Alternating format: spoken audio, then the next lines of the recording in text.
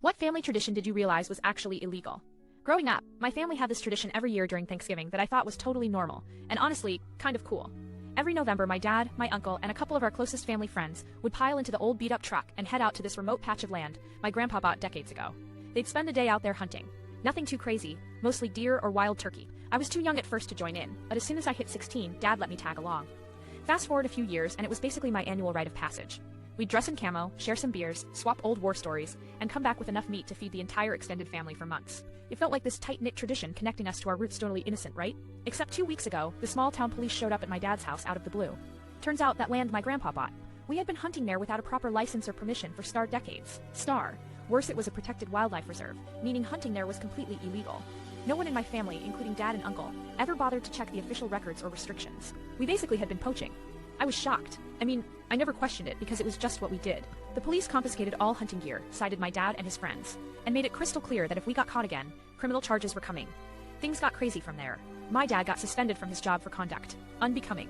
My uncle started drowning himself in whiskey, and the family gatherings turned into these tense affairs, with everyone tiptoeing around the issue.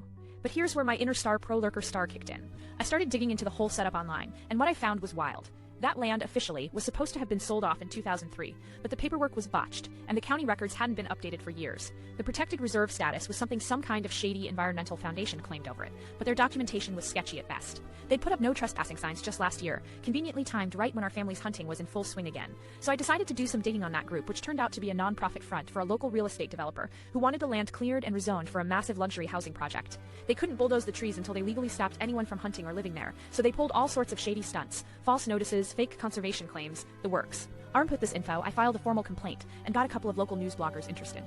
We staged a sting where the conservation group tried to harass a few other longtime hunters, documenting their lies and illegal tactics. The public outrage was real. Suddenly, my family wasn't the bad guys. We were victims of a crooked land grab. The developer had to back off, the reserve status was stripped, and my family got our hunting rights. And most importantly, our reputation back. The police dropped all charges because it turned out the county had also failed to notify anyone officially about the reserve status in the first place. So technically no one was breaking laws knowingly.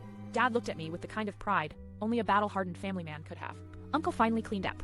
We doubled down on the tradition, but now, with legal permits and plenty of respect for the land. It made me realize sometimes what you think is normal can be downright illegal. But if you fight back smartly, you can turn the tables and keep your family alive and kicking. Best Thanksgiving ever.